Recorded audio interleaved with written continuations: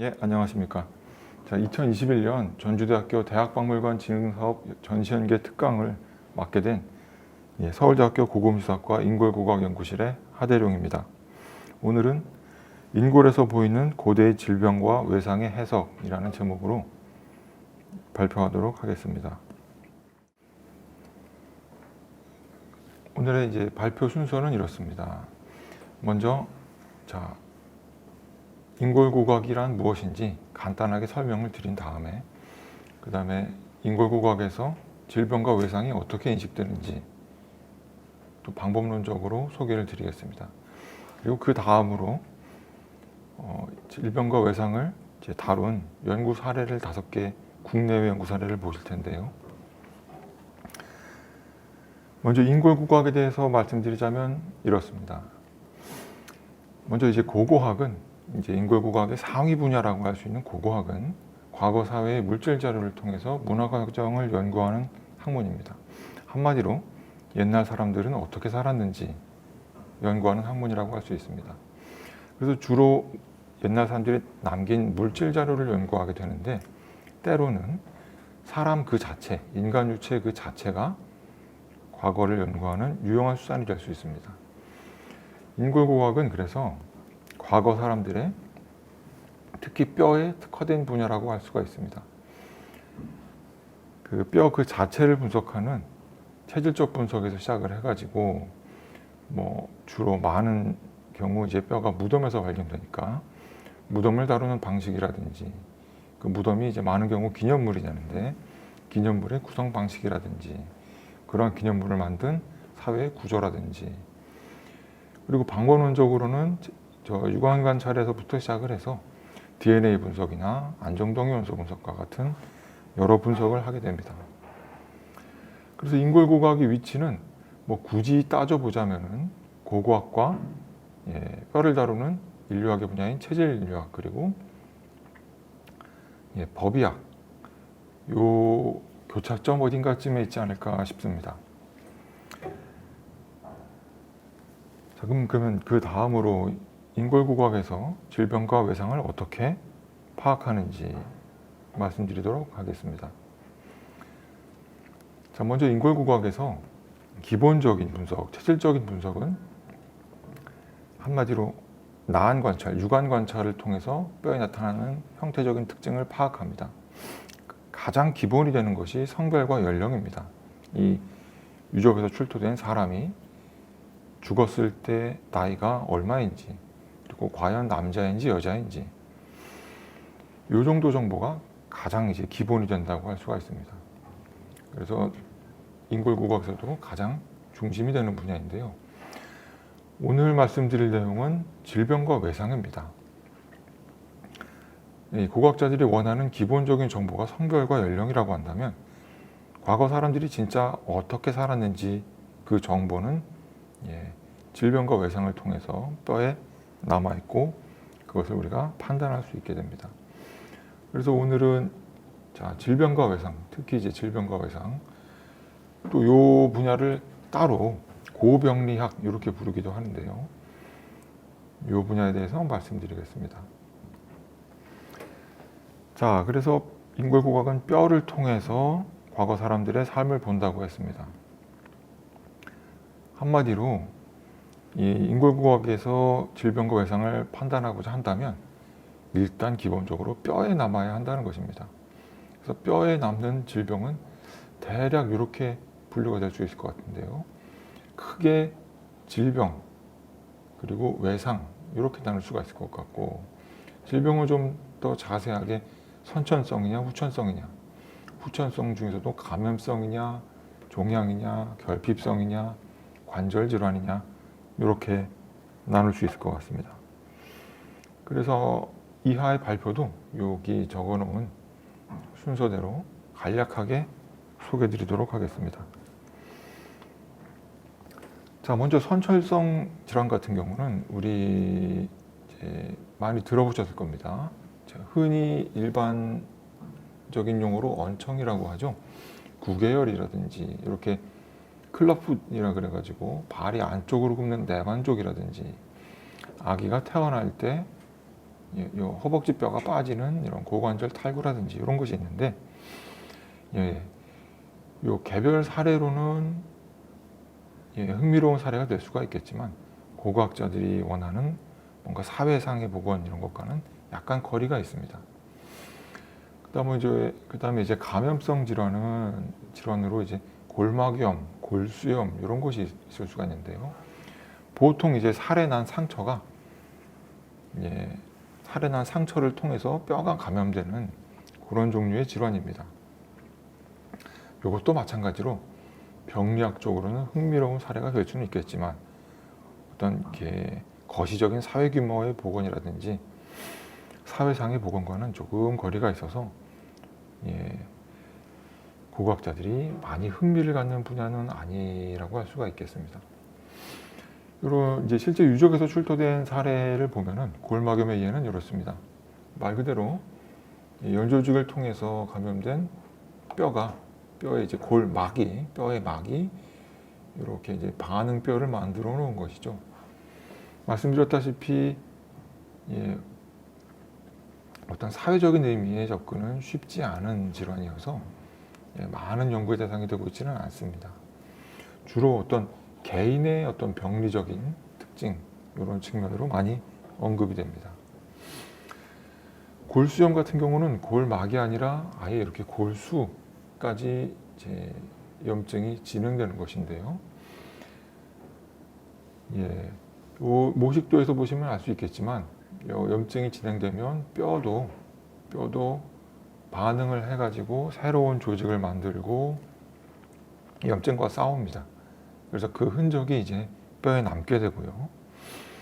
그래서 굳이 이 그림을 넣은 이유는 뼈가 우리 흔히 생각하기로는 그냥 한 번 만들어지면 끝나는 평생 굳어져 있는 뭐 그런 기관으로 생각하기 쉬운데, 계속해서 새 조직을 만들어내고 이렇게 질병과 싸우기도 하는 살아있는 기관이라는 점을 말씀드리고 싶습니다. 그 다음에 이제 종양인데요. 요거 같은 경우는 지금 이제 신생물을 만들어낸 종양이 아니라 신생물이 뼈를 파괴한 사례입니다. 자, 이제 완주 덕동, 그러니까 조선시대 회강묘에서 출토된 사례인데, 여기 보시다시피 이렇게 뼈에 이렇게 구멍이 많이 나 있는 것을 볼 수가 있는데요. 종양이 뼈까지 확산되면서 뼈 조직 또한 이렇게 파괴된 것을 볼 수가 있습니다. 요 인걸 같은 경우는 여성이고, 이런 종류의 전이성 암종을 만들어내는 것은 유방암인 경우가 많다고 합니다. 그래서 지금 연조직은 남아있지 않아서 정확한 암의 종류는 알 수가 없지만, 아무래도 유방암이 전신으로 전이된 사례가 아닌가 여겨집니다. 그 다음으로 이제 결핍성 질환이 있는데요. 한마디로 못 먹어서 생기는 병입니다.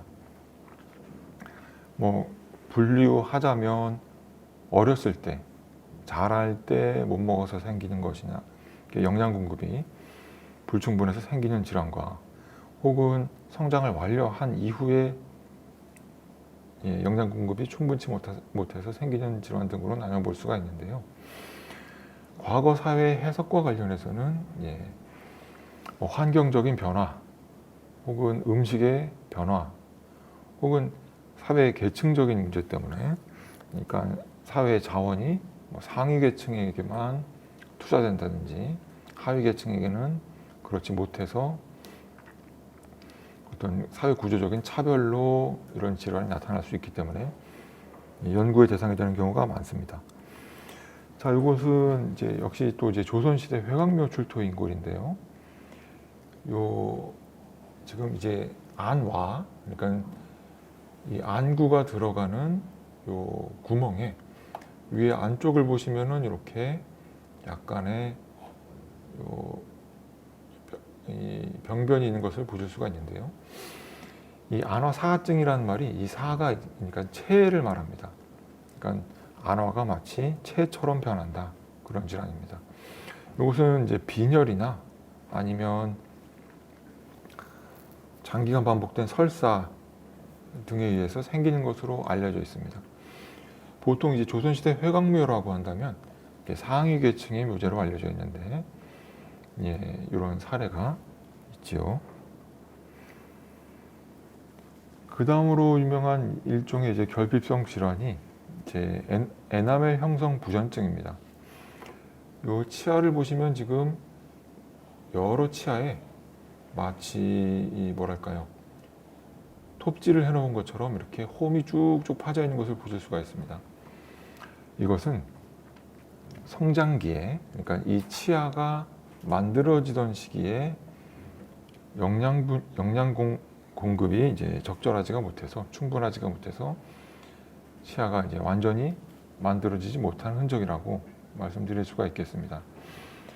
그래서 이것도 마찬가지로 계층적인 의미나 시대적인 의미가 있는지 연구가 이루어지고 있고요. 실제로 회광묘 출토 인골과 회광묘가 아닌 토광묘 출토 인골의 에나멜 형성 부전증 출현 비율을 봤더니 회광묘가 좀 더 낫더라. 아마도 어떤 사회경제적인 위치가 아동기에 영양 공급에 영향을 준 것이 아닌가 이야기되기도 하였습니다. 그다음에 관절 질환입니다. 대체로 노년기 질환이죠. 많은 경우 우리 몸이 다 수명이 정해져 있기 때문에, 신체 각 기관이 수명이 정해져 있기 때문에 나이가 들면서 관절도 마찬가지로 노화하게 됩니다. 그렇지만 젊은 개체에서도 이런 관절 질환이 나타난다. 그러면 이게 어려서부터 젊은 나이 사망 직전까지 굉장히 심한 신체적 활동, 구체적인 종류는 알 수가 없지만 그 육체적인 노동일 수도 있고 다른 종류의 활동일 수도 있는데, 그것과 관련 있는 것이 아니냐 추측할 수가 있습니다. 그게 증식성과 침식성으로 구분하는데, 침식성은 류마티스 관절염 정도고요. 여기서는 좀 증식성의 사례들을 보시겠습니다. 역시 회광묘 인골들이 많은데요. 보시면 정상적인 척추에 비해서 여기 가골이라고 하는데, 한마디로 뼈가 물리적인 자극을 받아서 새로운 조직을 만들어낸 겁니다. 이렇게 척추에 변형이 있는 것을 보실 수가 있고요. 이것은 지금 손목의 뼈들입니다. 요 손목의 뼈들인데, 요골이라고 손목의 뼈들인데, 이것은 정상적인 조선시대의 요골이고, 여기들 같은 경우는 지금 백제, 당진에서 온 백제 시대 무덤에서 나온 뼈들인데, 손목 부위의 변형이 심하게 온 것을 보실 수가 있습니다. 정확히 그 종류는 무엇인지 알 수 없지만 아마 일생에 걸쳐서 이렇게 손목에 압력이 가해지는 모종의 활동을 반복적으로 한 것으로 추정을 할 수가 있습니다. 자, 이것도 다시 회광묘 사례인데요. 이것은 지금 팔꿈치 부위입니다. 이 위에 있는 뼈는 위팔뼈의 아래쪽 관절 부분이고, 아래쪽에 있는 뼈는 이 아래 팔뼈의 팔꿈치 쪽 관절입니다. 보시면 뼈가 마찬가지로 자극에 반응해서 새로운 조직을 만들어내는 것을 보실 수가 있습니다. 이것도 마찬가지로 과도한 신체적 활동에 따른 결과로 보실 수가 있습니다. 자, 이것도 다시 백제 뼈인데요. 이것은 지금 슬개골입니다. 무릎에 있는 뼈인데, 말 그대로 지금 무릎뼈의 안쪽이 갈려 나갔습니다. 아마도 평생에 걸친 어떤 과도한 노동이 이렇게 이런 영향으로 나타나는데, 한마디로 뼈가 갈려 나가도록 일을 한 것이겠죠. 자, 이렇게 보시면 질병의 연구는 보셨다시피 뼈에 남는 질병만 연구가 가능합니다. 그래서 많은 경우에 어떤 급성 감염성 질환이요. 그러니까 요새 보시는 코로나라든지 예전에 뭐 흑사병이라든지 이런 거 같은 경우는 뼈에 어떤 흔적을 남기지 않고 이 감염자를 사망에 일으키기 때문에 연구하는 데 한계가 있습니다.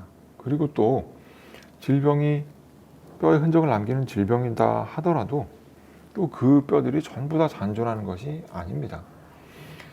그렇기 때문에 과거사의 복원이나 사회적 의미의 추출을 질병 연구를 통해서 이루기에는 쉽지가 않습니다. 또 특히 이제 우리나라 같은 경우 이 토양이 사람의 뼈는 약염기성인데 우리나라 토양은 약간 산성이어서 뼈가 많은 경우 이제 녹아서 남지가 않습니다. 그래서 앞서 보셨다시피 회곽묘 인골이 많은 이유가 그것인데요.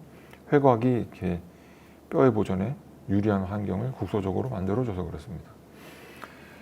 그래서 이런 어려운 연구 여건에 있는 상태이고 아주 소수의 경우 보존 상태가 아주 양호하거나 또 고고학적인 맥락이 잘 유지되어 있는 경우 한정적으로 접근이 가능하다 이렇게 말씀드릴 수가 있겠습니다. 자, 근데 반면 이제 외상의 경우 감염병과는 달리 직접적인 어떤 인간 행위의 결과물인 경우가 많습니다. 한마디로 이제 폭력이라는 것이죠. 또 이제 특히 이제 집단 간 폭력이나 어떤 뭐 국가라든지 어떤 사회적인 단위의 제도화된 폭력은 어떤 과거 사회의 단면을 아주 단적으로 잘 보여주고 있기 때문에 많은 연구의 대상이 되고 있습니다. 자, 여기 아래 보시는 두 사진은 요 한쪽은 지금 유럽의 신석기 시대의 집단 학살 무덤이고요. 요 오른쪽은 제가 기억하기로는 이게 지금 산청 외곡리, 그러니까 6.25 때 민간인 학살의 피해자입니다. 이 두 사례를 보시면 수천 년의 시간을 두고 사실 똑같은 인간 행위가 거의 동일하게 반복되는 것을 보실 수가 있죠. 자, 이런 점에서 고고학자들도 굉장히 흥미를 갖는 분야입니다. 자, 그럼 외상을 그러면 어떻게 확인하느냐? 자, 뼈가 이제 앞서 살아있는 기관이라고 말씀드렸죠. 자, 뼈가 이렇게 부러지거나 외상이 발생하면 뭐 혈종이 형성되고 뭐 가골이 형성되고 경화와 재형성이 일어나서 이렇게 치료가 일어나게 됩니다. 그래서 이제 만약에 그 외상에 이 피해자가 생존했다고 한다면 이런 일련의 과정들이 혹은 이 결과물이 뼈에 그대로 남게 되겠죠. 이 흔적을 통해서 외상을 감별할 수가 있습니다. 물론 이 외상을 입었던 당시에 사망했다 라고 한다면 이런 일련의 반응이 없겠죠. 그런 경우 그래서 이 깨진 뼈를 가지고 이게 이제 사인과 직접 관련된 외상이냐 혹은 유적이 형성되는 과정에 뭐 가령 무덤이 무너지는 과정에서 깨진 뼈냐 이것을 구분할 필요가 있지요.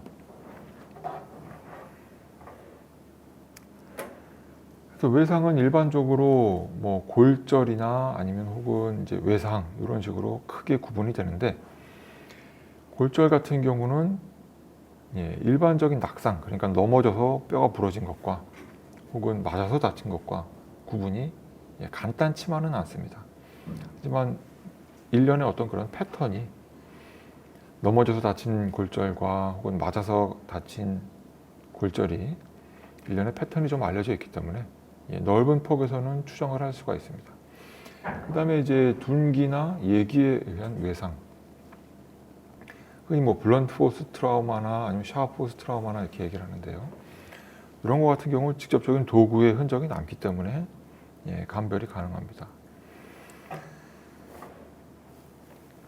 자, 이건 이제 골절의 예인데요. 역시 이제 조선시대 회곽묘 인골입니다.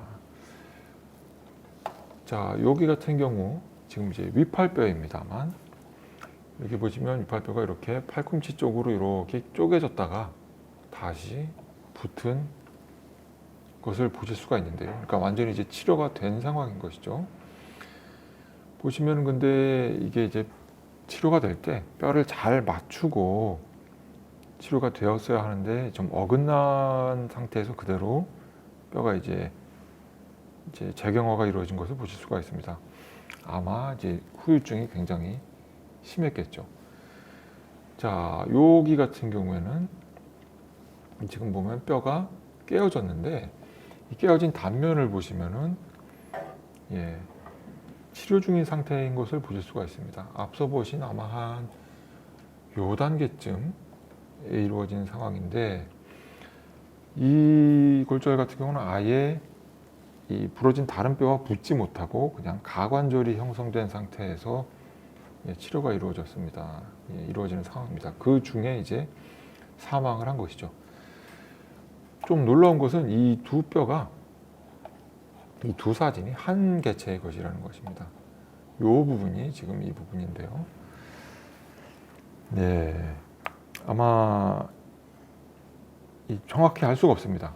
이 두 개의 골절이 시차를 두고 일어난 것인지 한 번에 일어난 것인지 정확히는 알 수가 없습니다. 자, 이런 식으로 이제 골절이 감지된다 말씀드릴 수가 있겠고요. 그 다음에 요 개체 같은 경우에는 요 보시면은 요 코뼈가 부러진 흔적이 있습니다. 엑스레이 사진인데요. 이 개체 엑스레이 사진인데 보시면 코뼈가 여기서 부러진 것을 볼 수가 있습니다. 그리고 이 개체가 굉장히 노년의 개체입니다.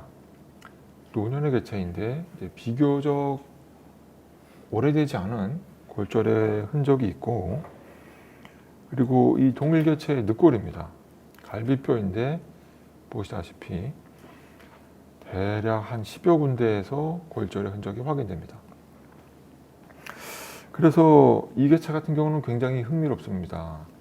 노년의 개체인데 코뼈와 그리고 늑골에서 10여 군데의 골절이 있다. 그리고 이제 다른 부위도 이제 양호하게 잔존하였는데 골절의 흔적이 없습니다. 이 개체가 무슨 일을 겪었는지는 잘 모르겠지만 아마도 팔다리나 다른 손가락이나 이런 데는 골절이 없고 이 몸통과 얼굴에 골절이 집중된 것으로 봐서 아마도 어떤 폭력적인 사건에 휘말렸던 것이 아닌가 이렇게 추정이 됩니다. 자, 요 개체 같은 경우는 회광맥에서 나온 마찬가지로 여성 인골인데요. 요 두 사진이 지금 색깔이 좀 다릅니다만 같은 개체입니다. 이렇게 이 턱의 앞부분하고 왼턱의 윗부분하고 골절이 두 군데 일어나서 좀 정렬이 잘 안 된 상태에서 유압이 되었습니다. 이 개체도 아마도 오른손 주먹에 의한 타격이 이렇게 된 것이 아닐까 추정이 되는데요. 이 골절이 제대로 이렇게 정렬이 되지 않아서 후유증이 크게 남았을 겁니다. 여기 보시면 이렇게 치아가 이쪽이 마모된 것을 보실 수가 있는데 제대로 정렬이 안 되어서 이 바깥쪽으로 음식을 씹었던 것 같습니다. 자, 이것도 이제 이거 같은 경우는 이제 백제 인골인데요. 여기 보시면 어떤 혈종의 흔적이 있습니다. 아마도 그러니까 이 혈종 흔적이 완전히 치유가 안 된 것으로 봐서 사망하기 얼마 전에 이 머리 쪽에 뭔가 둔기에 의한 외상이 있었던 것으로 추정이 됩니다. 자, 이것은 이제 해외 사례인데요. 자, 어떤 이제 타우튼 전투라고 영국에서 장미 전쟁 때 있었던 사건에 이제 집단묘가 발굴이 됐습니다. 거기서 이제 전사자들이니까 이런 중세 무기들에 의한 상처들이 많이 확인이 되었는데요. 요 같은 경우는 이런 종류의 이제 폴 해머 같은 거에 맞았던 것으로 여겨지고요.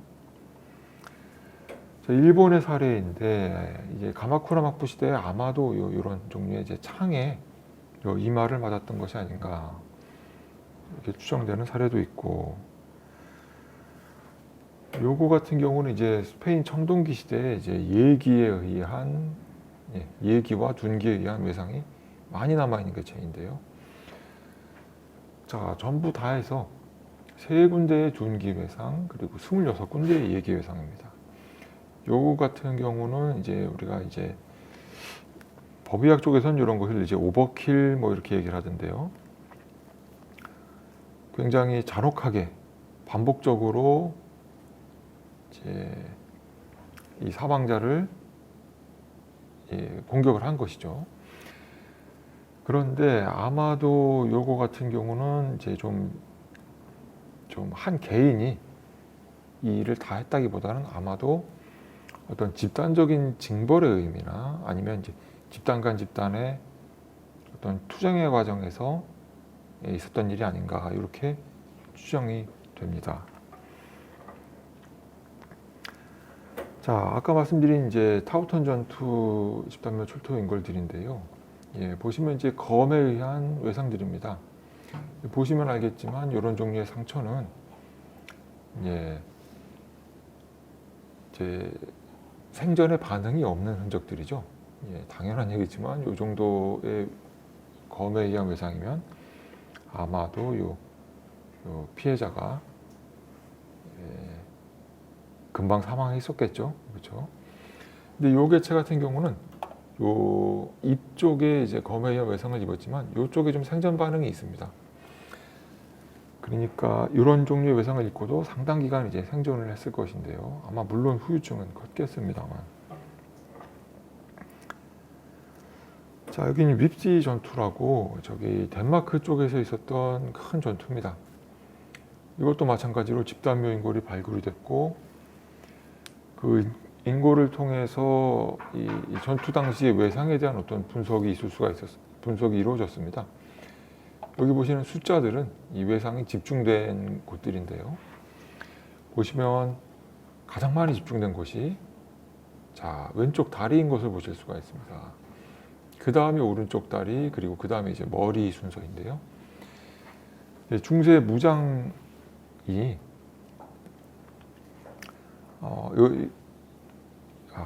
전투의 배경을 아시고 설명을 들으면 조금 더 재미가 있는데 간단하게 말씀드리면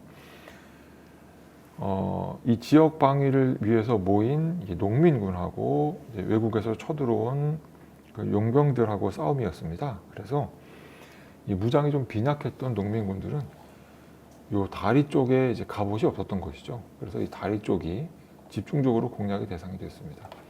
실제로 이제 한 사례인데 출토된 인구를 보시면 발목이 이제 절단이 된 것을 보실 수가 있죠. 그리고 아무래도 오른손잡이들이 많다 보니까 그러니까 왼쪽에서 부상이 집중되는 경향을 보실 수가 있고요. 자, 이렇게 간략하게 외상의 종류와 질병의 어떤 발생 기전이나 남는 사례들을 간략하게 보셨고, 그 다음엔 이런 걸로 이런 질병과 외상을 가지고 그러면 어떤 연구를 할 수가 있느냐, 어떤 종류의 연구를 할 수가 있느냐 보시겠습니다. 국내 연구 사례인데요.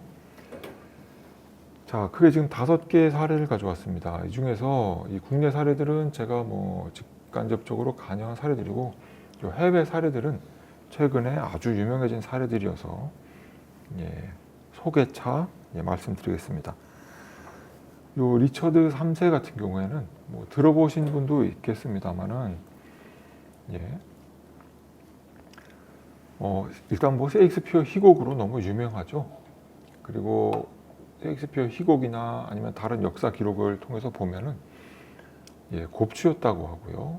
그래서 곱추여서 한 팔을 잘 쓰지 못했다. 이런 기록이 있습니다.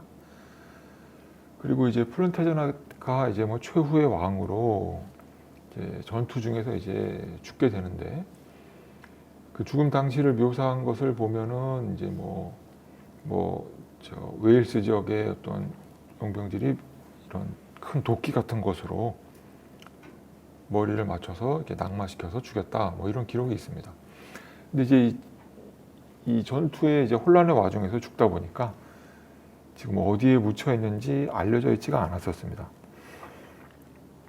근데 1년에 이제 연구 끝에 이 지역 역사 연구자들이 추정되는 지역을 이렇게 몇 군데 점 찍어 두고 있다가 마침 이제 주차장 공사하다가 유골이 하나 발굴이 되었습니다. 근데 이 유골이 이 노출 당시부터 굉장히 주목을 끌었는데 별다른 유물은 없었지만 보시다시피 이렇게 척추가 크게 이렇게 측만해 있는 개체였기 때문에 야, 이거 혹시 리처드 3세 아니냐 라고 이제 많은 사람들이 얘기를 했었죠. 예, 보시면 실제로 이제 척추 측만증을 가지고 있었고 머리에 어떤 큰 날을 가진 무기에 의한 외상이 확인이 됐습니다. 뭐 안면부에서도 마찬가지고요. 그래서 리처드 3세가 맞는 거 아니냐. 그래서 실제로 예, 현재까지 남아있는 리처드 3세의 후손과 DNA를 분석을 해봤더니 그리고 또 초상화에 남아있는 눈 색깔, 머리카락 색깔 예, 요새는 다 DNA 분석으로 이 정도를 알아낼 수가 있습니다. 그런 거를 비교해 봤더니 예, 리처드 3세가 맞는 것으로 확인이 되었습니다. 근데 이제 여담입니다만 흥미로운 것은 예, 여기 이제 이 후손들의 DNA를 분석해가지고 이 리처드 3세 유골이랑 비교하는 와중에 NPE라고 그러니까 논 파터니티 이벤트 그러니까 부계가 맞지 않는 거죠. 부계가 맞지 않는 사례가 2건이 확인이 됐습니다. 그러니까 아마도 예, 뭐 짐작하시는 대로 예, 그런 일이 있었던 것이죠. 자, 그래서 이제 리처드 3세의 사례 같은 경우는 자, 인골구각이 어떤 이 개인 동정, 역사상 있었던 어떤 특정한 개인을 찾아내고 그것을 확인해낸 아주 뭐 흥미로운 사례라고 할 수가 있습니다. 앞으로 국내에서도 예, 이런 사례가 있기를 좀 기대해 봅니다. 그 다음에 이제 진주 사공시대 청동기제 석관묘입니다. 자, 여기 보시는 바와 같이 이렇게 석관묘 내에서 인골이 이렇게 출토가 되었고요. 이 부분적으로 아주 일부인 것만 잔존을 했습니다. 이 전체적인 사진은 다 이제 토양화돼 버려서 잔존하지 않았지만 일부 인골이 두개골을 포함해서 비교적 양호한 상태로 잔존을 했습니다. 인골의 이제 절대 연대를 측정을 해봤더니 지금으로부터 한 2,600년 전이다 이렇게 추정이 됩니다. 근데 그 인골의 세부를 보니까 이런 식으로 여기가 지금 요 귓구멍 아래인데요. 여기 원래 큰 덩어리 뼈가 하나 있어야 됩니다. 근데 그 뼈가 녹아서 없어진 상태고요. 여기 척추에서도 보시다시피 이게 목뼈입니다만 이 목뼈의 이 추체 내부가 텅 비어 있는 것을 보실 수가 있죠. 그리고 이것은 이제 견갑골인데요. 견갑골에도 부분적으로 굉장히 한마디로 뼈가 녹아버린 흔적이 부분적으로 확인이 됩니다. 다른 부위들에서도 마찬가지고요. 뭐 후두골이라든지 여기 늑골에서도 마찬가지고요. 그래서 전신이 남아있으면 좀 더 분명하게 얘기할 수가 있었을 텐데 뼈에 분명히 얘기할 수 있었을 텐데 이런 병변에서 어떤 뼈의 재형성이 없고 또 분포 양상, 척추나 이 목뼈, 얼굴 이런 데서 분포하는 것으로 볼 때 혹시 결핵이 아닌가 추정이 됩니다. 더 보시면 이 얼굴 같은 경우에서도 이 안면부 같은 경우에서도 요 루푸스 불가리스라고 이 결핵이 이제 피부 결핵이 나타나는 방식으로 이제 감염이 있지 않은가 여겨지고요. 이것도 이제 척추가 이제 결핵균에 감염되면 추체가 이제 무너지는 거를 이제 카이포시스라 그러는데 그런 것이 아닌가. 이 척추가 전부 다 남아있지는 않지만 이 경추에서 일부 그런 흔적이 확인됩니다. 자, 이게 왜 흥미로운 사례인가 하면요. 결핵 같은 경우에는 애초에 이제 소에서 기원한 질병입니다. 소에서 그러니까 서남아시아 지역에서 기원을 해가지고 점차 퍼져서 이제 전 세계 각지로 퍼진 것인데, 그러면 이제 우리나라에는 결핵이 언제 들어온 것인가? 지금까지 우리나라에서 가장 오래된 결핵은 사천 늑도 유적에서 확인이 되고 있어서, 혹시 더 기온이 올라가서 청동기 시대로 올라갈 수 있지 않을까. 또 이제 결핵이 전파되는 그 환경이 굉장히 이제 밀집된 환경, 사람들이 많이 모여서 사는 환경이어야 됩니다. 그렇기 때문에 농경이나 도시화와도 관련이 있기 때문에 당시 사회상에 대해서도 일부 말해줄 수가 있는 것이죠. 또 하나 흥미로운 관점은 이것입니다. 이 결핵의 감염되게 되면 앞서 보셨다시피 경우에 따라서는 이렇게 곱추가 된다든지 아니면 얼굴이 이렇게 굉장히 보기 흉하게 일그러지게 됩니다. 그래서 많은 경우 많은 사회에서 이제 결핵 감염자는 뭐 결핵이 또 심한 전염병이고 걸리면 죽는 병이기도 하니까요. 많은 사회에서 이제 결핵 감염자를 기피합니다. 그런데 이제 여기 사공리 같은 경우 이렇게 아주 잘 만든 석관묘에 묻었으니까, 또 이것도 청동기제 사회에서, 우리나라 청동기제 사회에서 이런 질병에 걸린 사람들에 대해서 사람들에게 어떤 사회적 대우를 해줬는지 말해줄 수 있는 사례가 될 수 있는 것이죠. 근데 이제 안타까운 점은 제가 몇 년 전에 요거를 결핵균이 혹시 남아있나 DNA 분석을 의뢰해봤는데 확인이 불가능하다. 뭐 수천 년의 매장 기간 동안 병원균이 소멸되었을 가능성이 있다. 이 정도로 결론이 나와서 결핵이다라고 확실하게 얘기하기는 지금 조금 어려운 상황입니다. 그 다음으로 이제 좀 시대를 내려서 백제를 보시겠습니다. 당진에서 나온 이제 무덤인데요. 이렇게 굉장히 간소하게 만들어진 무덤이었습니다. 여기 보시면 돌벽을 이렇게 몇 개 세워놓은 것을 보실 수가 있는데, 이 정도가 다일 정도로 아주 간소한 무덤이었습니다. 그 연대 측정을 해보니까 대략 이제 6세기 때로 나오고요. 대략 5개 채 정도가 이렇게 한꺼번에 뒤엉켜서 출토된 무덤이었습니다. 그러니까 사람이 죽으면 그대로 갖다 묻은 게 아니라 아마 어디다가 간회장을 했다가 나중에 한꺼번에 5명을 모아서 처리를 한 것이죠. 그런데 이 인골들을 보면 앞서 말씀드렸던 거의 모든 뼈에서 관찰한 질환들이 다 확인이 됩니다. 에나멜 형성 부정부터 시작해서 골절력, 그리고 굉장히 심한 형태의 관절 질환, 그리고 이런 탈골이라든지 전반적으로 매우 낮은 복지 수준이 관찰이 됩니다. 자, 이 사례가 흥미로운 것은 일반적으로 백제든 신라든 굉장히 잘 만든 무덤에서 인골들이 출토가 됩니다. 그렇기 때문에 한마디로 이제 굉장히 상류층 사람들의 무덤이라는 것이죠. 근데 이 무덤 같은 경우는 아주 형태도 간소하고 인골이 다루어진 방식도 뭔가 이제 존엄이 좀 결여되어 있죠. 거기에 대해서 출토된 인골들도 심각한 질병들을 가지고 있습니다.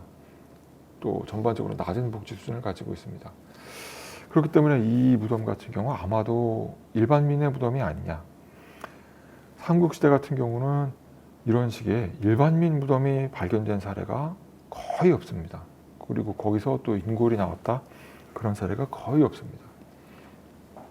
그래서 굉장히 주목되는 사례입니다만, 아쉬운 점은 말씀드렸다시피 비교가 될 만한, 진짜 당시에 이제 일반 백성은 이렇게 살았다라고 이야기할 수 있을 정도로 많은 수의 무덤이 나와 주어야 되는데, 그렇지는 않아서 어떤 해석에 한계가 있는 상황입니다. 자, 그 다음으로 또다시 유럽으로 넘어가서 신석기 시대 집단묘들을 보시겠습니다. 막 이름이 좀 복잡합니다만 다 이제 발견 지역들의 지명을 따서 복잡합니다만 여러 개 있습니다. 아주 여러 개가 있는데 그 중에서 한 3사례 정도만 아주 간략히 보시겠습니다. 이 첫 번째는 이제 쉐네킬리안슈타텐이라는 곳인데요. 자, 신석기 시대 초입니다. 그래서 저 LBK라고 되는 거는 저 리니어 반드 케라믹이라 그래서 이 시기에 이제 유럽의 신석기 시대에도 우리나라처럼 빗살무늬 토기 같은 거를 만들었습니다. 예, 그걸 이제 LBK라고 하는데요. 대략 한 최소 그러니까 26개 채가 이렇게 좁다란 도랑 안에서 확인이 됐습니다. 확인이 됐는데 이 사람들이 전부 다 이제 자연사한 것이 아니라 출토 유골들을 보면 전부 이제 하나같이 머리에 이런 식으로 둔기에 의한 외상이 확인이 됩니다. 그리고 이 좀 잔혹하달까요? 가장 어린 개체 같은 경우는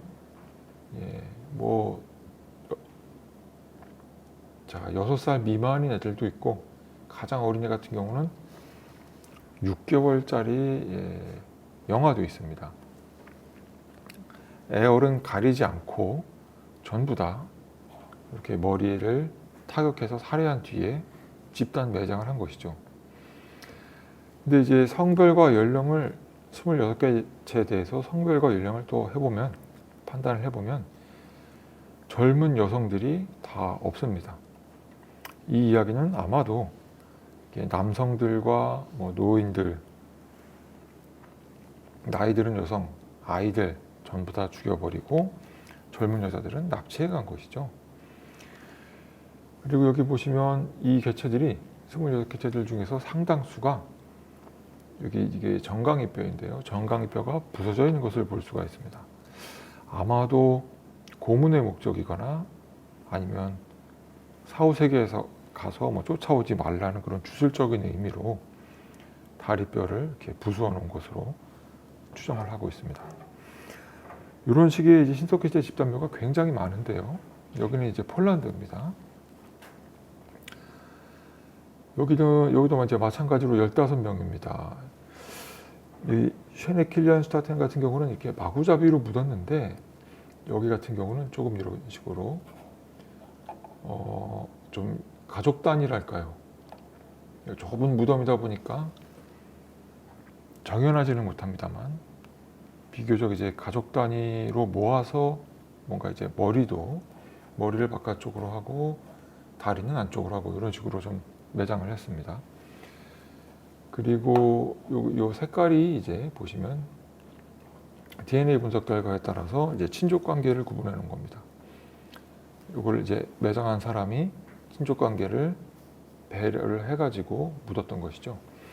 이 사람들도 전부 다 이 뼈를 분석해 보니까 외상에 의해서 살해된 겁니다.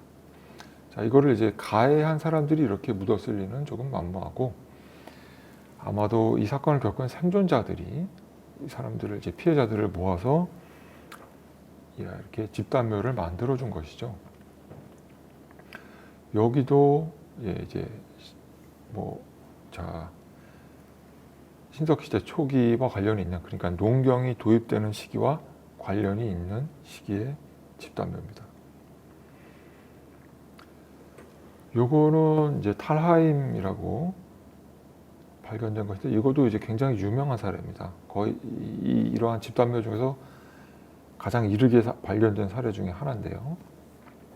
이건 좀 많이 일러서 많이 이른 시기긴 합니다만 여기도 대략 30명 넘는 사람들이 한꺼번에 묻혀서 발견이 되었는데 조금 무시무시한 것은 요 제일 아래층에 젊은 남성들이 있고 그 위에 층에 여성들 그리고 제일 위에 층에 아이들이 묻혀 있습니다. 제가 거꾸로 말씀드렸네요.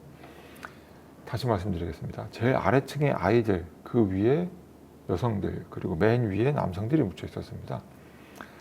그 이야기인즉슨 자, 이렇게 수십 명을 제압을 하려면 아무래도 이렇게 신체적인 능력이 강한 남성들을 먼저 제압하는 게 맞습니다.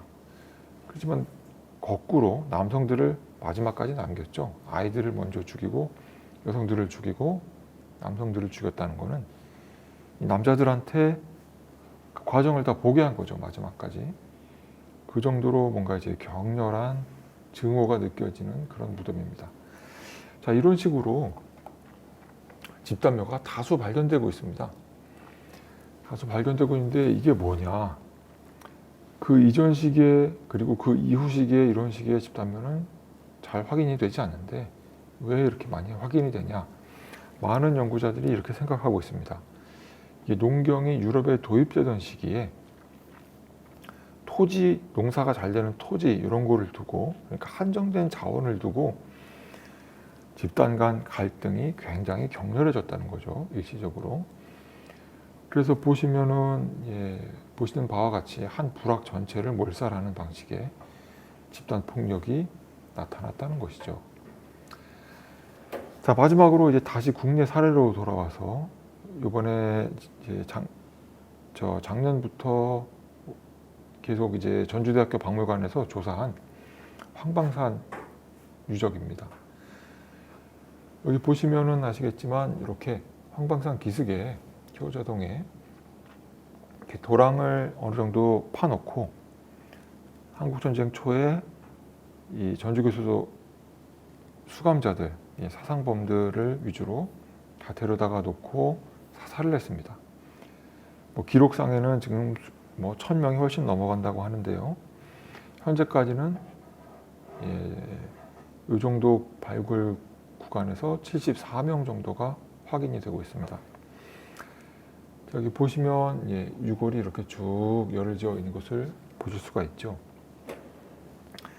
자, 한국전쟁 때 일이고 그리고 저렇게 도랑에 이렇게 일렬로 확인이 되고 그렇기 때문에 정황상 그리고 거기다 더해가지고 이렇게 탄두나 탄피도 같이 확인이 되고 있기 때문에 정황상 모든 희생자들이 소총이나 권총에 의해서 이렇게 사살됐을 것임이 이제 틀림이 없습니다.